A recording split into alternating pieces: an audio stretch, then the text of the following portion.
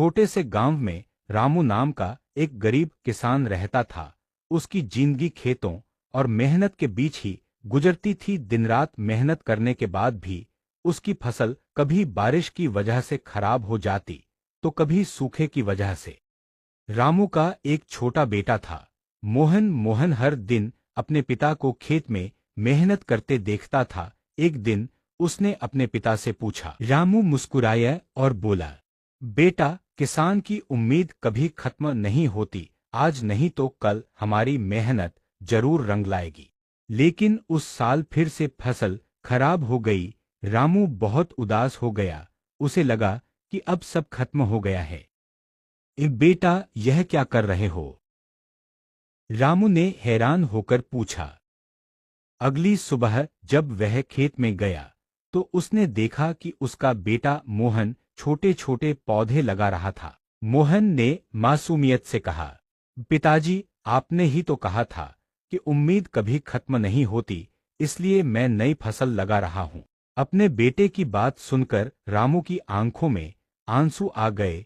उस दिन उसे समझ आया कि असली ताकत जमीन में नहीं, उम्मीद और हिम्मत में होती है। और उसी उम्मीद के साथ रामू ने फिर से मेहनत शुरू। एक गांव के पास एक घना जंगल था। वहां रामू नाम का एक गरीब लकड़हारा रहता था। वह रोज जंगल में जाकर लकड़ी काटता और उसे बेचकर अपना गुजारा करता था। एक दिन वह नदी के किनारे पेड़ काट रहा था। अचानक उसकी कुल्हाड़ी हाथ से फिसलकर नदी में गिर गई। रामू बहुत दुखी होकर रोने लगा, क्योंकि वही उसकी रोजी रोटी थी। तभी नदी से एक देवता प्रकट हुए। उन्होंने पहले सोने की कुल्हाड़ी दिखाई और पूछा, क्या यह तुम्हारी है?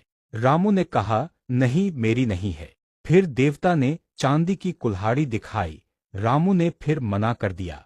आखिर में देवता ने उसकी लोहे की कुल्हाड़ी निकाली। रामू खुश हो गया और बोला, हाँ, यही मेरी है। रामू की ईमानदारी देखकर देवता ने उसे तीनों कुल्हाड़ियां दे दी। सीख, ईमानदारी का फल हमेशा अच्छा मिलता है। एक छोटे से गांव में मोहन नाम का एक गरीब किसान रहता था। उसके पास थोड़ी सी जमीन थी, लेकिन वही उसकी रोजी रोटी का सहारा थी। मोहन हर सुबह जल्दी उठकर खेतों में मेहनत करता था। तेज धूप और बारिश में भी वह कभी हार नहीं मानता था। फिर भी मोहन अपनी बेटी की पढ़ाई नहीं रुकने देता था।